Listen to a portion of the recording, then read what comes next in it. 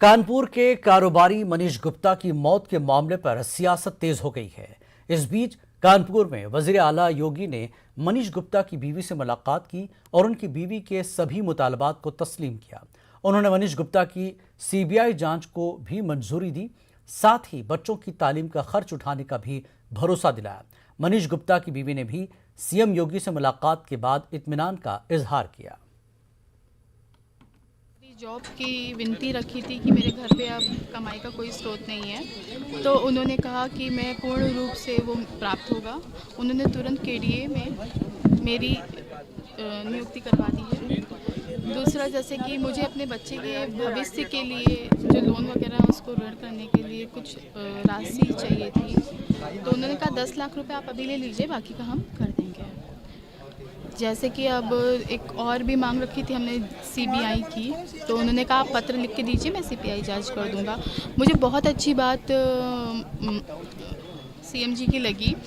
उन्होंने एक मुखिया की तरह मेरे घर का फैसला किया, मेरी समस्याओं का फैसला किया। वो ये था कि मुझे उनसे कहना नहीं पड़ा ये केस ट्रांसफ़र कर दीजिए कानपुर या लखनऊ। उन्होंने खुद ही बोला कि मैं आपका केस कानपुर ट्रांसफ़र करता हूँ और एक टीम भी नियुक्त करता हूँ जिससे आपकी केस की जांच निष्पक्ष रूप से हो। साथ में आप यहाँ पास में रहेंगी तो आपकी देखरेख में सही से केस की जांच हो पाएगी। तो मुझे उनका ये डिसीजन एक बड़े भाई की तरह लगा। एक बड़े भाई ने जैसे बहन के लिए बहुत अच्छा काम किया हो, मुझे वो फील आया, तो मैं उनका बहुत बहुत शुक्रगुजार हूँ। उधर अखिलेश यादव ने कानपुर पहुंचकर मुतासरा खानदान के अफराद खाना से मुलाकात की। उन्होंने पार्टी की जानिब से 20 लाख रुपए की माली मदद का ऐलान भी किया। अखिलेश यादव ने योगी हुकूमत पर निशाना भी साधा। अखिलेश ने कहा कि मुतासरा खानदान की मदद करने के बजाय मामले को दबाने की कोशिश की जा रही है। व्यापार वो कर रहे थे, उस व्यापार को कैसे आगे बढ़ाएंगे, इसलिए सरकार को 2 करोड़ रुपए देकर के इस परिवार की मदद करनी चाहिए। और हम लोगों ने भी तय किया है कि समाजवादी पार्टी भी अपनी तरफ से इस परिवार की 20 लाख रुपए से मदद करेगी। ये डीएम एसपी नहीं, ये सरकार ऐसी है। ये सरकार के इशारे पे जब डीएम एसपी से आप गलत काम कराओगे, जब डीएम एसपी से आप बूथ लुटवाओगे, आप पता करिए पुलिस कप्तान कहाँ से आए हैं। ये पुलिस कप्तान वही हैं जिन्होंने अमरोहा में बूथ लूटने का काम किया था। जब आप पुलिस से गलत काम कराओगे तो उनके गलत काम को कौन नहीं छिपाएगा, ये बताइए। इस पुलिस में जो अधिकारी हैं उनके खिलाफ इसीलिए कार्रवाई नहीं हो रही है क्योंकि उन्हीं अधिकारियों से सरकार ने गलत काम कराए हैं। जो गलत काम कराएंगे उनसे आप गलत काम कैसे रोकेंगे? इसीलिए ना एसएसपी सस्पेंड हुए, ना डीएम सस्पेंड हुए, जबकि उनकी पूरी वीडियो पूरे देश ने और सब लोगों ने देखी कि वो किस तरीके से एफआईआर ना हो, उसके लिए वो पूरा का पूरा दबाव बना रहे थे। और जांच संभव नहीं है गोरखपुर में, परिवार कैसे भाग के जाएगा? इसलिए जांच को भी कानपुर में ला करके और पूरे परिवार की सुरक्षा होनी चाहिए, क्योंकि जिन्होंने घटना की है ये मामूली नहीं है। ये लोग उन्नाव भी रहे हैं। मुझे जानकारी मिली है उन्नाव में भी करके इस तरह की घटनाएं हुई हैं, गोरखपुर में भी घटनाएं हुई हैं। इसलिए जब तक परिवार की सुरक्षा नहीं होगी तक मुश्किल है। सिटिंग जज वो मॉनिटर करें, चाहे सीबीआई जांच हो, क्योंकि परिवार ने सीबीआई जांच मांगी है। वहीं इस परिवार की 2 करोड़ से मदद होनी चाहिए। और बेटी पढ़ी लिखी हैं, उनकी पत्नी पढ़ी लिखी हैं, इसलिए उन्हें क्लास 2 या क्लास 3 की नौकरी दे करके इस परिवार का जीवन यापन आगे कैसे चल सके उसकी जिम्मेदारी सरकार की है। सीएम योगी आदित्यनाथ ने आज कानपुर में 556 करोड़ की 45 स्कीमों का इफ्तिताह और संग बुनियाद रखा। डीएवी ग्राउंड में मुनक्कदा प्रोग्राम में वज़ीर आला ने स्टेज पर बच्चों को बुलाया। इस दौरान हाउसिंग स्कीम के मुस्तहिकीन को चाबियां दी गई। अपने खिताब में वज़ीर आला ने कहा कि कानपुर की पसमानदा सनतें बंद थीं, लेकिन आज यहां गंगा का पानी खालिस हो गया है। कानपुर को नई बुलंदियों तक पहुंचाना है। मेट्रो यहां वक्त की जरूरत थी। यूपी के नायब वज़ीर आला केशव प्रसाद मौर्य आज एक रोज़ा दौरे पर मेरठ पहुंचे। नायब वज़ीर आला ने 107 करोड़ के तरक्याती प्रोजेक्टों का संग बुनियाद रखने के साथ मगरबी यूपी में तकरीबन 400 करोड़ के तामीराती प्रोजेक्ट्स का इफ्तिताह भी किया। इस मौके पर प्रेस को खिताब करते हुए नायब वज़ीर आला ने समाजवादी पार्टी समेत तमाम मुखालिफ सियासी जमातों को भी तनकीद का निशाना बनाया और आइंदा इंतखाबात में 300 से ज़्यादा सीटों पर बीजेपी की जीत का दावा भी किया। गोरखपुर में कानपुर के कारोबारी को पुलिस के जरिए पीट पीट कर मुबैना कत्ल मामले में भी केशव प्रसाद मौर्य ने तासुरात का इजहार करते हुए कसूरवार के खिलाफ सख्त कार्रवाई की यकीन दहानी कराई। विकास करना हमारी सरकार का संकल्प है। हर गांव को मुख्य मार्ग से जोड़ना हमारा संकल्प है। हर ब्लॉक को तहसील से जोड़ना संकल्प है। मेरठ को प्रयागराज से जोड़ने का संकल्प है। राष्ट्रीय राजमार्गों के माध्यम से भी कई प्रकार की परियोजनाएं मेरठ मंडल में चल रही हैं, प्रदेश में चल रही हैं। लगभग 2000 की संख्या में लघु दीर्घ सेतुओं का निर्माण किए हैं, कई रेलवे ओवरब्रिज का निर्माण किए हैं। जो काम सपा बसपा की सरकार अधूरा छोड़ के गई थी उसे भी पूरा करने का काम किए हैं। हमारी सरकार का संकल्प सबका साथ सबका विकास है।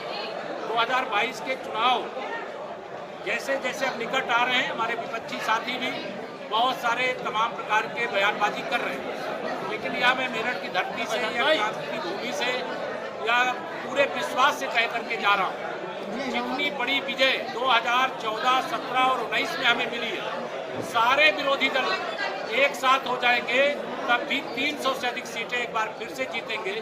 भारतीय जनता पार्टी की फिर से सरकार बनाएंगे। गुंडागर्दी की वापसी नहीं होने देंगे, भ्रष्टाचार की वापसी नहीं होने देंगे, जातिवाद की वापसी नहीं होने देंगे। हम विकास के पथ पर प्रदेश को। उत्तर प्रदेश असेंबली इंतखाबात के पेश नज़र उत्तर प्रदेश के कई इलाकों में मजलिस इत्तेहादुल मुस्लिमीन के अवामी जलसे चल रहे हैं। एमआईएम सदर असदुद्दीन अवैसी ने आज उत्तर प्रदेश के बहराइच में अवामी जलसे से खिताब किया। इस दौरान उन्होंने कहा कि हिंदुस्तान हमारा मुल्क है, हमारे पुरखों की कुर्बानियों से मुल्क को आज़ादी मिली है, आज़ादी हमारे लिए किसी नेमत से कम नहीं है। उन्होंने कहा कि असेंबली इंतखाबात में एमआईएम अपनी मौजूदगी का एहसास दिलाएगी। आप खुद सोचिए कि हम पर इल्जाम लगाते हैं कि ये वोट काटने आया है। एक तरफ ये नाम सेकुलर पार्टी ये कहती है कि ओवैसी की पार्टी वोट काटने आई है, तो दूसरी तरफ योगी आदित्यनाथ और आरएसएस और वो कट्टर तंजीमें कहती हैं कि ओवैसी को भारत से मोहब्बत नहीं है। आप खुद पूछिए कि उत्तर प्रदेश में सिर्फ 2% मुसलमान ग्रेजुएट होता है, इसका जिम्मेदार कौन है? क्योंकि हमको शौक नहीं है पढ़ने लिखने का।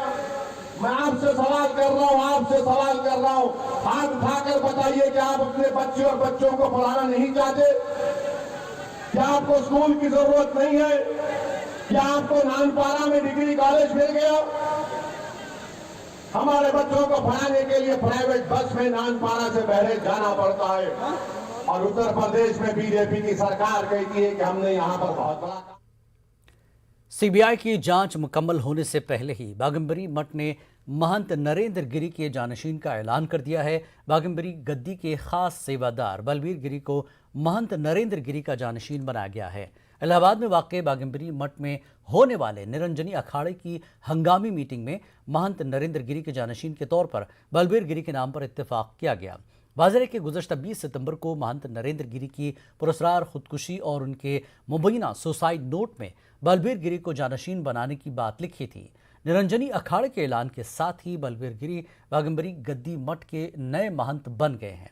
बलबीर गिरी की जानशीनी का रस्मी ऐलान आइंदा 5 अक्टूबर को हरिद्वार में चादरपोशी की तकरीब के दौरान किया जाएगा।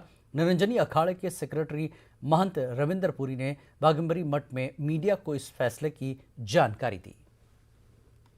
थी शाम को मीटिंग यहाँ बैठी हुई थी। ये तय हुआ है कि जिसके नाम वसीयत है उसी को बनाया जाएगा, परंतु मुझे हरिद्वार जाना है। हरिद्वार में हमारे श्रीमान बाकी बैठे हुए, उनसे भी वार्ता होगी। कल शाम को हम हरिद्वार में तय करेंगे कि यहाँ जो है कि यहाँ की व्यवस्था कैसी होगी कैसे नहीं होगी। और परंतु ये मेरा ये कहना है कि बलबीरपुरी को यहाँ का जो है महंत नियुक्त किया जाएगा। पंच परमेश्वर कल यहाँ की बैठक किए गए थे, क्या निर्णय? देखिए हमारा पंच आधा पंच यहाँ पे, आधा पंच हमारा हरिद्वार में है, तो मैं अभी हरिद्वार जा रहा हूँ, वहाँ भी पंच से बात होगी तो कल हम जो है फाइनल कर देंगे। बाकी ये तय हो चुका है कि बलबीर गिरी को यहाँ का महंत बनाया जाएगा। पट्टाभिषेक कब हो सकता है हमारा? देखिए, हमारा ये नियम है, जब षोडशी भंडारा होता है, षोडशी भंडारे के दिन ही जो है महंत की नियुक्ति होती है। ये 5 अगले महीने की जो 5 तारीख है, तब जो है षोडशी भंडारा होगा और महंताई की चादर। यूपी मदरसा बोर्ड ने सेकेंडरी और सीनियर सेकेंडरी के नतायज का ऐलान सितंबर के आखिरी हफ्ते में किया है। मदरसा बोर्ड की जानिब से नतायज के ऐलान में हुई ताखीर का खमियाजा अब तालिब इल्मों को भुगतना पड़ रहा है। कॉलेज और यूनिवर्सिटी में दाखिला लेकर आला तालीम का इरादा रखने वाले मदरसा तालिब इल्मों के लिए एक तरफ जहां दाखिले की राह मुश्किल हो गई है, वहीं कामिल और फाजिल के इम्तिहानात भी मुकम्मल न होने से आगे के तालीमी निसाब को लेकर भी तालिब इल्म फिक्रमंद है। पेश है मेरठ से तंजीर अंसार की ये रिपोर्ट।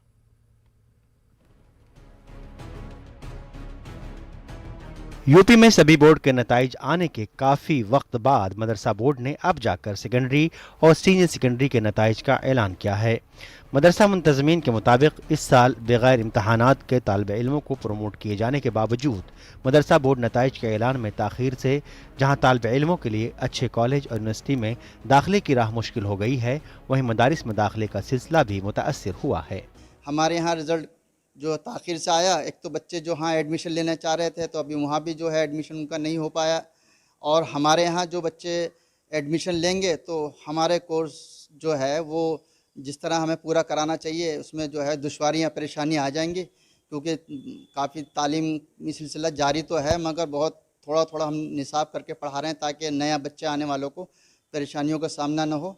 अब हम जो है इस महीने के या अक्टूबर के 15 अक्टूबर तक जो है बच्चों का इंतज़ार करेंगे, उसके बाद जो है हम जो भी निसाब है, अब ये हाफ ईयरली मतलब जो है क्वार्टरली एग्ज़ाम जो है वो हम मनसूख करेंगे, हाफ ईयरली एग्ज़ाम कराएंगे बच्चों के, क्योंकि क्वार्टरली तो मुमकिन नहीं है क्योंकि रिज़ल्ट ताख़ीर हुआ।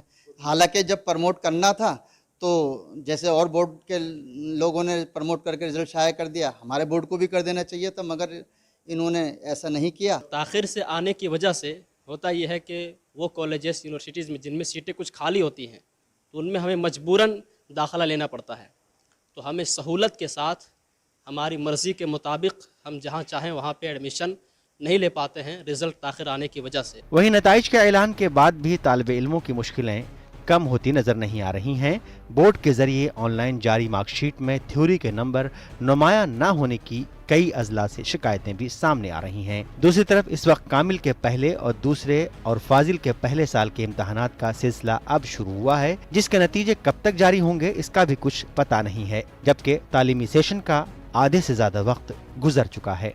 अब मुख्तलिफ जगहों से ये रिज़ल्ट के हवाले से भी आ रहा है कि सेशनल नंबर आ रहे हैं लेकिन थ्योरिकल नंबर नहीं सामने आ पा रहे हैं, तो अब उसमें लिखा गया प्रमोट करने को लिखा गया है तो सब चीज़ें मौजूद हैं, लेकिन परेशानी तो बिल्कुल है ही कि एक स्टूडेंट अपनी मार्कशीट को कहीं शो नहीं कर सकता, कहीं ले जाके लगा नहीं सकता, इसलिए कि उसके अंदर ये प्रॉब्लम मौजूद है ही कि थ्योरिकल नंबर नहीं आ रहे हैं। कुछ ज़िलों से नतीजे सामने आए, अभी हमारे मेरठ में तो इस तरह की कोई बातचीत सामने अभी नहीं आई है। अलबत्ता साल तो तकरीबन ख़राब हो रहा है, मतलब जितना मदरसा बोर्ड के बच्चों का नुकसान हुआ है शायद ही किसी बोर्ड के बच्चों का नुकसान हुआ हो कि अपनी मार्कशीट को लगा के पूरा साल कहीं एडमिशन नहीं ले सकें अभी तक। इसके अलावा हमारे मेरठ में इस वक्त जो है वो DM साहब की तरफ से ऑर्डर हुआ, रजिस्ट्रार साहब की तरफ से ऑर्डर हुआ, इस वक्त एग्ज़ाम चल रहे हैं, कामिल फर्स्ट ईयर, कामिल सेकेंड ईयर और फाजिल फर्स्ट ईयर के एग्ज़ाम, लेकिन ताख़ीर इतनी ज़्यादा हो रही है। कब ये नंबर भी यहाँ से जाएंगे, कब उनको रिज़ल्ट डिक्लेयर करेगा बोर्ड और कब लास्ट ईयर का एग्ज़ाम होगा। बोर्ड के सालाना इम्तहानात और नताइज में ताख़ीर यूपी मदरसा बोर्ड की रविश रही है, लेकिन इस साल प्रमोशन के जरिए नतीजे जारी करने में भी मदरसा तालीमी बोर्ड दूसरे तालीमी बोर्डों से पीछे रहा, जिसका खमियाजा अब तालिब इल्मों को भुगतना पड़ रहा है। मेरठ से न्यूज़ 18 उर्दू के लिए तंजीर अंसार की रिपोर्ट। उत्तर प्रदेश में असातिज़ा बहुत दिनों से मुतादिद मुतालबात को लेकर एहतजाज कर रहे हैं। आज इन्होंने अपने इन्हीं मुतालबात को लेकर एक रोज़ा धरना दिया, जहां बड़ी तादाद में असातिज़ा मौजूद रहे। उन्होंने कहा कि यह हुकूमत असातिज़ा मुखालिफ काम कर रही है। हमारा मुतालबा है कि असातिज़ा के मसाइल को हल किया जाए, बसूरत दीगर हम इनके खिलाफ तहरीक चलाने को मजबूर होंगे। इस मौके पर बड़ी तादाद में लोग शरीक हुए। शिक्षक विरोधी है, कर्मचारी विरोधी है। जो न्यायोचित मांगे हैं शिक्षकों की और कर्मचारियों की उन पर कोई सुनवाई नहीं कर रही है। जिला स्तर पर धरना दे दिया, मुख्यमंत्री को ज्ञापन भेज दिया। आज मंडल स्तर पर धरना दे रहे हैं, प्रदर्शन कर रहे हैं। 5 तारीख को मोटरसाइकिल लेनी है। 28 तारीख को डीएम कार्यालय के सामने सभी संगठन मिलकर के, प्राथमिक, कर्मचारी, माध्यमिक, सभी मिलकर के धरना और प्रदर्शन दे रहे हैं। हम सरकार को आगाह कर रहे हैं कि अगर सरकार हमारी मांगें पूरी नहीं करेगी तो सरकार फिर सत्ता में वापस नहीं आएगी। सरकार अपनी मनमानी कर रही है। जब भी ये सरकार आई है हमेशा सरकारी कर्मचारियों के अगेंस्ट में ही कार्य किए हैं इसने। जब भी इनसे कोई चीज़ कही जाती है तब उसको झूठ बोल देते हैं और झूठ बोलने के बाद उस पर पालन नहीं करते, आश्वासन अवश्य देते हैं। समाजवादी पार्टी के रुकन असम्बली अबरार अहमद के जरिए गुज़श्ता रोज़ दिए गए मुतनाज़ा बयान की अलीगढ़ में भी सख्त अल्फाज में मजम्मत की जा रही है। आज क्षत्रिय महासभा के जिम्मेदारान ने एहतजाजी मार्च निकालते हुए इनका पुतला नजर आतिश किया। देखिए, सुल्तानपुर के जो विधायक हैं इसौली से, उन्होंने कल एक बयान दिया कि क्षत्रिय और ब्राह्मण जो है वो चोर हैं। उसी के विरोध में हम लोगों ने आज उनका पुतला दहन किया है विधायक का, और उनके मुंह पर कालिक पोती है। और हम लोग समझते हैं कि ऐसा जो विधायक जो इस तरीके का बयान दे रहा है वो मुझे लगता है मानसिक रोगी है। उसे पहले अपने इलाज कराना चाहिए। और अखिलेश यादव जी से हमने मांग की है कि उन्हें तत्काल प्रभाव से अपनी पार्टी से निष्कासित करें। और हम योगी जी से मांग करते हैं कि उनकी सदस्यता जो है वो निरस्त की जाए। अगर ऐसा नहीं किया जाता तो पूरे उत्तर प्रदेश में बहुत ज़ोरदार विरोध होगा। अलीगढ़ से शुरुआत हो चुकी है और 2022 में इसका अंजाम जो है सपा पार्टी को भुगतने को मिलेगा। समाजवादी पार्टी ने हमेशा बुजुर्गों को इज्जत दी है और उनका एहतराम किया है। हमारी पार्टी कभी भी उनके नाम पर सियासत नहीं करती, ये कहना है समाजवादी पार्टी के रुकन असम्बली व अलीगढ़ मुस्लिम यूनिवर्सिटी के तलबा यूनियन के साबिक सदर नफीस अहमद का। एएमयू में मीडिया से बातचीत के दौरान उन्होंने कहा कि हम अलीग हैं, अपने सभी सीनियर्स की इज्जत करते हैं। राजा महेंद्र प्रताप भी हमारे सीनियर थे और उनका नाम एएमयू की तारीख में आज भी दर्ज है। हमारी पार्टी ने अपने दौर इख्तिदार में कई तालीमी इदारे कायम किए हैं। बीजेपी ने आजमगढ़ में यूनिवर्सिटी बनाने का ऐलान किया था, लेकिन आज तक वो वादा पूरा नहीं हुआ है। चीज़ तो ये है कि अलीगढ़ मुस्लिम यूनिवर्सिटी के एक एक तालिब इल्म जो इस दुनिया में मौजूद हैं वो राजा साहब के बहुत एहतराम करते हैं, क्योंकि राजा साहब हमारे सीनियर हैं, इसी यूनिवर्सिटी के तालिब इल्म हैं। राजा साहब के नाम पर एएमयू के अंदर लाइब्रेरी भी है। राजा साहब के नाम पर तमाम समाजवादियों ने भी काम किए हैं। और समाजवादी लोग महापुरुषों के नाम पर राजनीति नहीं करते, बल्कि महापुरुषों के बताए हुए रास्ते पे चलकर कैसे व्यवस्था दी जाए उस पे काम करते हैं। आपको मालूम होगा कि माननीय नेताजी की सरकार में यहीं पर यूनिवर्सिटी बनाई गई मंगलायतम। माननीय नेताजी के रिजीम में उसका उद्घाटन भी हुआ। माननीय अखिलेश यादव जी ने तमाम ऐसे काम किए, महापुरुषों के नाम पर काम करके दिया। अखिलेश जी ने हॉस्पिटल्स बनवाए, कॉलेज बनवाए, मेडिकल कॉलेज बनवाए, सड़कें बनवाई, कैसे चीज़ें अच्छी हों उस पर काम किया। ये लोग बता दें कि आज तक इन्होंने कोई काम किया। जिस ज़िले से मैं ताल्लुक़ रखता हूँ आज़मगढ़ की जनता को गुमराह करने के लिए वहाँ भी इन्होंने एक यूनिवर्सिटी की घोषणा कर दी। और सरकार का जाने का समय आ गया है और अभी तक यूनिवर्सिटी की ज़मीन एक्वायर ना करके उसकी शुरुआत नहीं हो पाई। उर्दू के मारूफ उस्ताद प्रोफेसर सैयद मोहम्मद हाशिम अलीगढ़ मुस्लिम यूनिवर्सिटी आर्ट्स फैकल्टी के नए डीन बने हैं। प्रोफेसर सैयद मोहम्मद हाशिम अपने इंतज़ामी सलाहियतों के लिए जाने जाते हैं। इन्होंने कई अहम ओहदों पर अपनी खिदमात अंजाम दी हैं। न्यूज़ 18 से बात करते हुए प्रोफेसर सैयद हाशिम ने कहा कि कोरोना के बाद से तालीमी निज़ाम ऑनलाइन चल रहा है, लेकिन सिस्टम और सेटअप की मुतादिद खराबियों की वजह से तालीम का वो मयार नहीं मिल पा रहा है जिस तरह से तलबा को मिलना चाहिए। आज भी हमारा सिस्टम 100% तलबा तक नहीं पहुँच पा रहा है। जब ऑफलाइन सिस्टम शुरू होगा तो हम उन सभी चीज़ों को बेहतर करने के लिए काम करेंगे। लेकिन इसमें हमारे ये जो होता है बहुत सारी खराबियां हमारे सेटअप की, हमारे कंप्यूटर सिस्टम की जो खराबियां हैं वो हमारा ये जो है वो नहीं पहुंच पा रहा। अब जो इंटीरियर इलाके हैं उसमें हमारा नेटवर्क नहीं पहुंच पा रहा, तो उसकी हम चाहेंगे कि सब तक हमारी एजुकेशन पहुंच सके। जो हम देना चाह रहे हैं वो आधे या 50 या 60 70% तक नहीं, 100% तक बच्चों तक पहुंचनी चाहिए, ताकि वह ज़्यादा से ज़्यादा। और उसके लिए फिर हम मिलकर के कोशिश करेंगे कि जब ऑफलाइन शुरू हो तो लोग फेमिलियर हों उससे, क्योंकि अब ऑफलाइन वाले हमारे बच्चे जो हैं वो अगर ये भूल गए कि ऑफलाइन क्या चीज़ थी तो वो ऑनलाइन के आदी हो जाएंगे। और ऑनलाइन में बहुत सारी ख़राबियाँ ये हैं कि बच्चे यूनिफॉर्म में नहीं होते, अच्छे स्टैंडर्ड वाले यूनिफॉर्म में नहीं होते हैं, बल्कि ऐसे ही उन्हें जैसे चाह घर में बैठे हम अगर ऑन करते हैं कैमरा तो वो घर में बैठे अपनी उसमें बनियान में क्लास ले रहे हैं और बनियान तहमत में क्लास ले रहे हैं। ये सब चीज़ें नहीं हैं। इसके लिए हमको इस्लाह करनी होगी और बच्चों को हर तरह से मल्टी डायमेंशनल उनके प्रोग्रेस की कोशिश हो। वक्त एक ब्रेक के बाद रुख करेंगे बिहार की खबरों का।